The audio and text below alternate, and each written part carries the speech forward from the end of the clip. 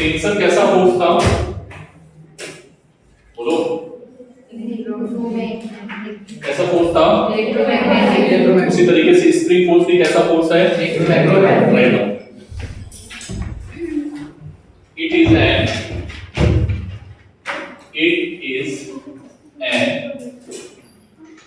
electromagnetic force.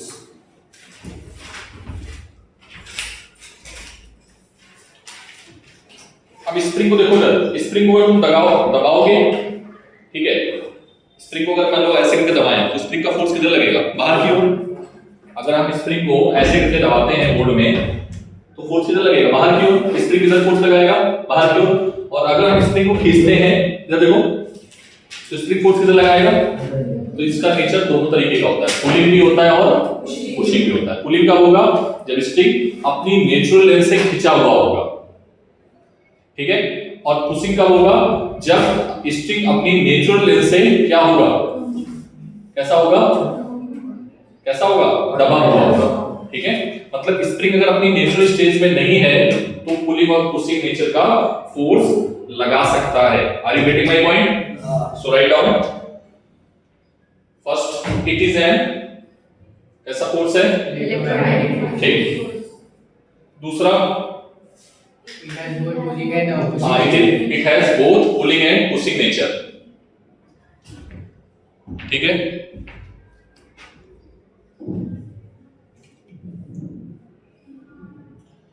तीसरा, इसका जो मैग्नीट्यूड होता है, क्या होता है? वो कम और ज्यादा हो सकता है। वो डिपेंड करेगा कंप्रेशन या एक्सटेंशन। स्प्रिंग को ज्यादा खींचोगे, नहीं समझे?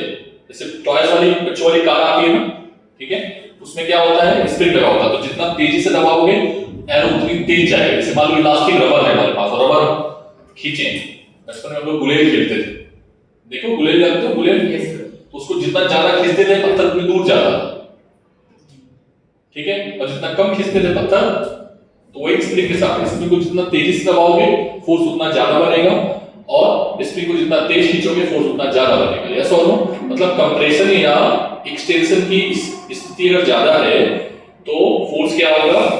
ज्यादा होगा, और अगर कम है तो फोर्स कैसा होगा? कम होगा। Write down. Magnitude of spring force depends on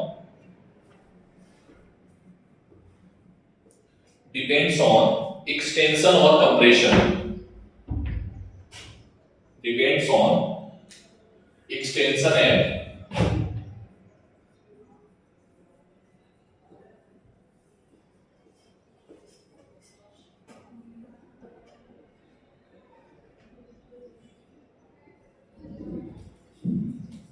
compression और extension। समझ में आई बात? सर इसकी डायरेक्शन क्या होगी? क्योंकि फोर्स है तो वेक्टर क्वांटिटी है, तो डायरेक्शन होगी जिधर स्प्रिंग रखी होगी, मतलब जिधर आपने स्प्रिंग को खींचा है, ठीक है। लिख लो, the direction of spring force, the direction of spring force is along the spring। किधर होगी? along the spring, but opposite to the displacement, opposite to the compression और extension, ठीक है। समझ में आ गई बात? कंप्रेस करोगे अंदर की ओर तो फोर्स इधर होगा, इधर देखो पहले, अगर कंप्रेस करेंगे तो फोर्स इधर होगा, बाहर की ओर, और खींचेंगे तो फोर्स इधर होगा, तो जिधर हम डिस्प्लेसमेंट करेंगे उसके अपोजिट। Write down.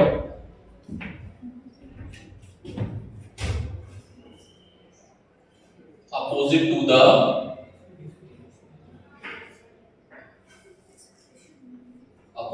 the इसके डिस्प्लेसमेंट का भी नाम हमने नहीं पढ़ाया है, आप ऐसे याद रखो, एक्सटेंशन और कंप्रेशन, ठीक है। बोलो, अरे हाँ ना बोलना पड़ेगा, ठीक है। डायरेक्शन हो गया। मैग्नीट्यूड कैसा रहेगा इसका? चेंज होता रहेगा। बोलो, कम भी हो सकता है, ज्यादा भी हो सकता है, किस पे डिपेंड करेगा?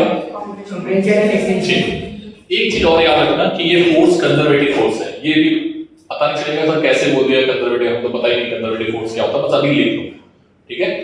अभी लिख लो, जब चैप्टर स्टार्ट होगा 1 से 1.5 महीने के बाद कौन सा वर्क एनर्जी पावर, तो हम तो फिर से इसी पॉइंट पे लेके आएंगे, ठीक है। It is a conservative force. कैसा फोर्स है ये? हाँ सर, इसकी डेफिनेशन क्या होती है अभी नहीं बताऊंगा मैं, ठीक है, अभी तुम भूल जाओ। अरे हाँ ना, बोलना पड़ेगा, समझ में आ गई बात? सर इस फोर्स का फॉर्मूला बता दो, इस फोर्स का फॉर्मूला क्या है? अब ध्यान से देखो, इधर देखें सभी लोग, अगर हमारे पास ये स्प्रिंग है, क्या है ये? क्या है? Good morning. एक इंस्ट्रक्शन लेके आया हूँ जो बैठो आपको एक बताइए। We have shared roll number digit, these are 4 digit roll numbers that MIT follows.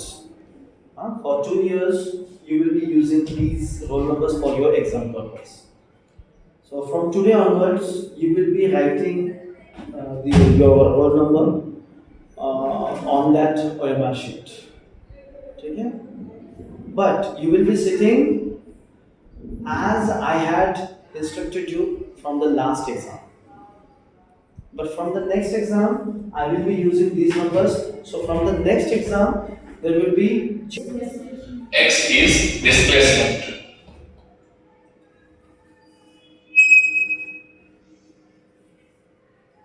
X is displacement. So this is the formula. ठीक है, नोट करते जाइए। ये फॉर्मूला कब आएगा? ये फॉर्मूला किस कंडीशन का है? देख लो बेटा, ये फॉर्मूला 2 कंडीशन का है। पहला फॉर्मूला कब आएगा? जब आपने क्या किया है? कंप्रेशन। क्या किया है? मतलब आपकी स्प्रिंग क्या थी? ये थी, ठीक, और आपने इसको कैसे बना दिया है? आपने क्या किया इसको? पहले ये इसकी नेचुरल लेंथ थी, क्या थी, और आपने इसको घटा दिया, ठीक है। तो अब ये लेंथ कितनी हो गई? L minus x not. अरे हाँ ना बोलो। तो डिस्प्लेसमेंट कितना किया है तुमने? कितना किया है? X not. कितना किया है? ठीक है। और एक कंडीशन और हो सकती है एक्सटेंशन की। एक्सटेंशन में क्या है कि हमारे पास ये इसको बोलते हैं नेचुरल लेंथ। क्या बोलेंगे? L को बोलेंगे नेचुरल लेंथ। क्या बोलेंगे? L को नेचुरल लेंथ, ठीक है। बेटा भी नोट मत करो, इधर देख लो पहले, फिर नोट कर लेना, ठीक है। उसी तरीके से यहां पर भी ये x नॉट क्या हुआ है? क्या हुआ? डिस्प्लेसमेंट। क्या हुआ? तो मुझे बताओ ये डिस्प्लेसमेंट किधर है? ये किसकी डायरेक्शन है? डिस्प्लेसमेंट की। तो फोर्स इधर लगेगा, फोर्स इधर होगा, यस और नो? अच्छा इसमें बताओ, ये है स्प्रिंग, ठीक है। ये कौन सी स्प्रिंग है? नेचुरल लेंथ की। और आपने क्या किया? आपने ऐसे कर दिया, ठीक है। तो नेचुरल लेंथ क्या थी? ये नेचुरल लेंथ थी, ठीक है। ये कौन सी लेंथ थी?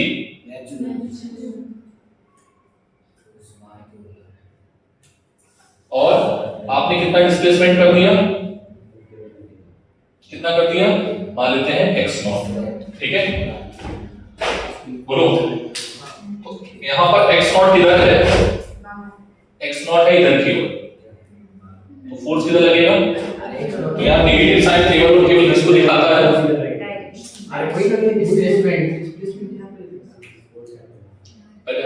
चार लड़के चारों अलग बैठा, ठीक है। कल से अलग बैठना बातें नहीं। हाँ क्या बोल रहा है? नहीं, मैं बोल रहा था कि डिस्प्लेसमेंट बाहर की ओर है। जब समझ में ना आए तो मुझसे पूछा हो, किसी और से पूछने की आवश्यकता नहीं है, ठीक है। यस और क्या बात क्लियर है? स्प्रिंग आपने देखी नहीं देखी है? स्प्रिंग है किसी के पास? मैं दिखाऊं क्या? ये है स्प्रिंग, देख कर, ये लाइक ऐसी होती है ना स्प्रिंग। तो इसको तुम दबा दो, अगर ये ओपन होती ना तो मैं इसको दबा देता, तो क्या किया? कंप्रेस किया, और उसको खींच देता, तो ठीक है। तो जब खींचेंगे तो फोर्स किधर लगेगा? इधर। और अगर इसको दबाएंगे तो फोर्स किधर लगेगा? बाहर। फॉर्मूला क्या होगा? ये है इस कंडीशन में इसकी नेचुरल लेंथ। खींचेंगे x, दबाएंगे x। तो इसमें कितना खींचा है मैंने, कितना खींचा है इसमें मैंने दबाया कितना है x, और इसमें खींचा कितना है x। ठीक है, क्लियर है बात। आप सर स्प्रिंग को कट कर दें, कट करके फिर जोड़ दें तो भी बताओ। ठीक है, कट करने के बाद जोड़ने का कहानी। चलो जल्दी करो।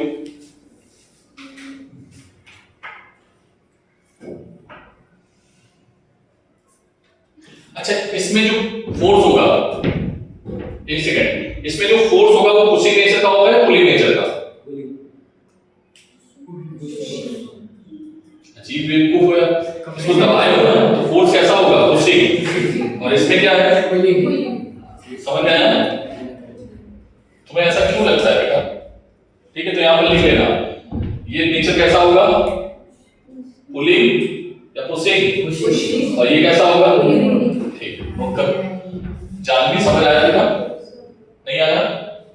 आ रहा है? तुम आगे बैठा करो, जल्दी ज्यादा समझ आएगा। कल से तुम अपनी सीट चेंज करो ना। अच्छी जानवी।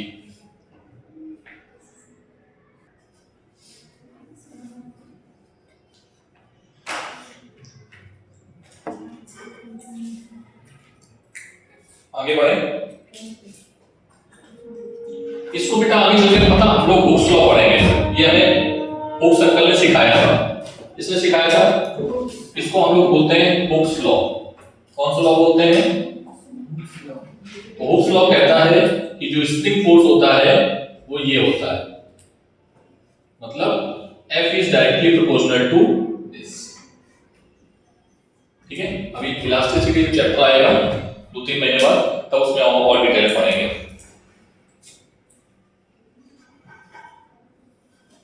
ठीक है सर, हमारे पास बहुत सारी अगर स्प्रिंग हो तो हम उनको सीरीज पैरेलल में भी जोड़ सकते हैं। हाँ, जोड़ सकते हो। ठीक है,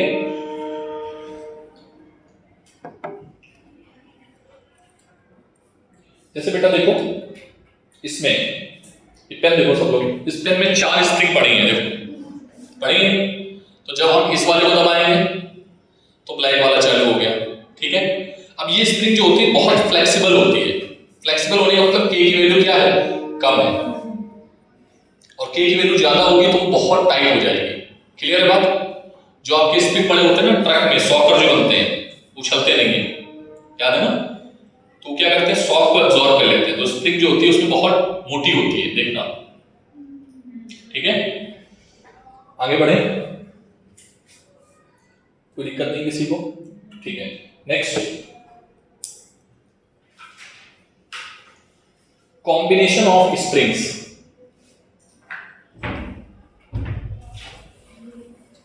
combination of springs.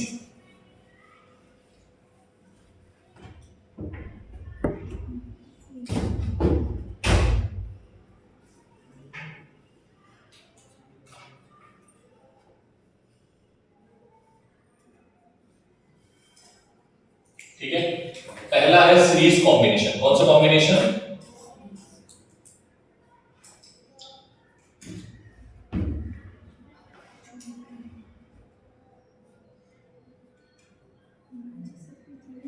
Series combination में देखो बेटा, एक हमने दीवार ले ली है। ठीक है, इधर देखो पहले, इस दीवार से हमने स्प्रिंग को बांध दिया है।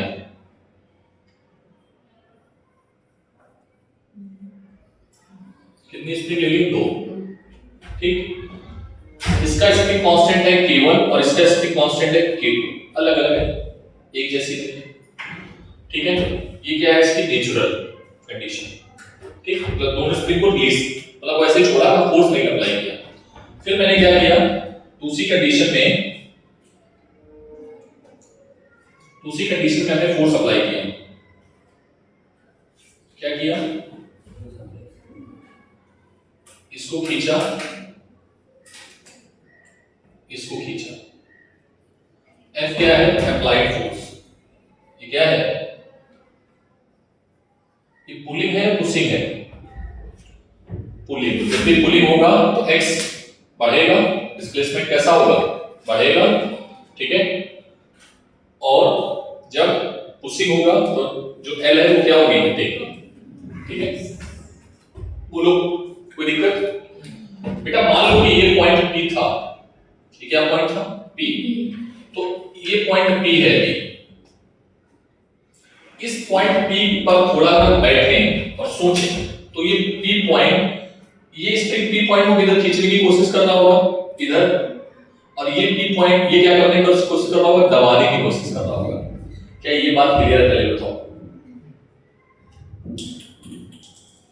अरे भाई यहां पर मान लो P पॉइंट है तो ये स्प्रिंग क्या करेगी? इसको अपनी ओर खींचने की कोशिश करेगी, और ये खींची हुई है तो ये इसको दबाने की कोशिश करेगी P पॉइंट को। अरे हाँ ना बोलना पड़ेगा। पक्का बोलो, कितनों की बात समझ में आई? ये जो P पॉइंट है वो P पॉइंट इधर जाने की कोशिश करेगा। अब इधर कैसे जाएगा? ये इसको खींचे और ये इसको दबाए, ऐसे समझ लो। नहीं समझे? ये क्या करे? इसको खींचे और ये इसको दबाए। ए लड़की लास्ट में क्या नाम, जानवी दे, तुझे कुछ समझ नहीं आएगा, तू आगे बैठा के दबा, उठो वहां से, उठो वहां से तुरंत। ये P पॉइंट किधर जाने की कोशिश करेगा? इधर। तो ये स्प्रिंग का बिहेवियर क्या होगा? पुलिंग या पुशिंग? पुलिंग। और इसका कैसा होगा? यार ये समझ आ रहा है? ठीक है।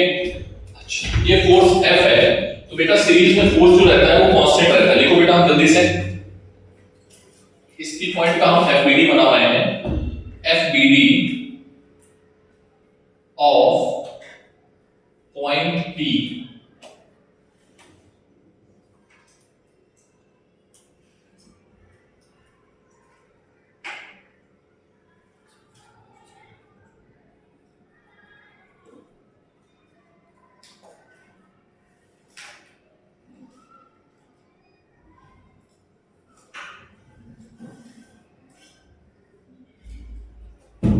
FBD of point P।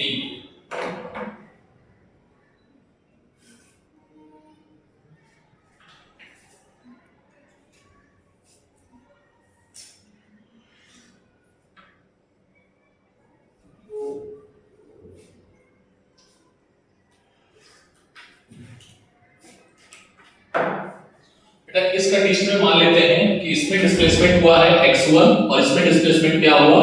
x2। ठीक है।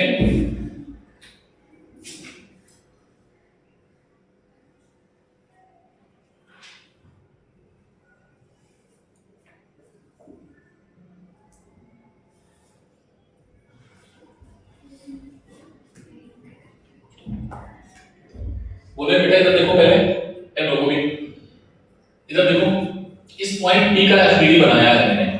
ठीक है, अगर इस पॉइंट का FBD बनाए, A का FBD ऑफ पॉइंट A, ये पॉइंट A है, इधर क्यों कौन सा फोर्स है? F, और इधर क्यों कौन सा फोर्स है?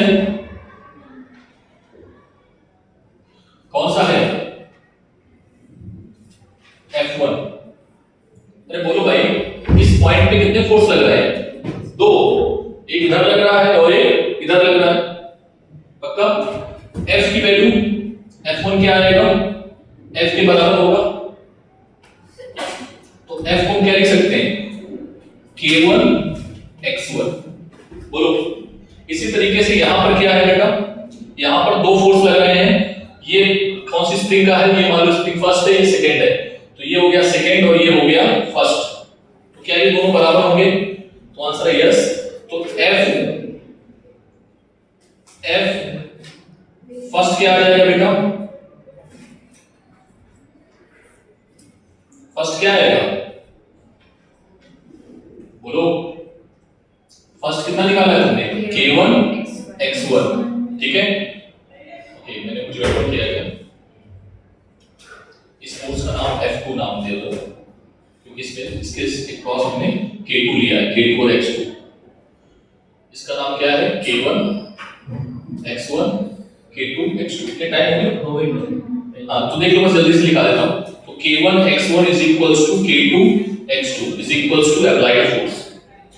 नोट करो तेजी में, पैरेलल वाला कर लगा देंगे। यहाँ से चीज और नोट कर लेना कि अगर हमें x1 निकालना है तो f अपॉन k1, x2 निकालना है तो f अपॉन k2। ठीक है, इस चीज को नोट कर लेना, कल भी और बाकी है पैरेलल। अभी हमने कुछ पढ़ाया नहीं है, क्वेश्चन में नहीं बताया।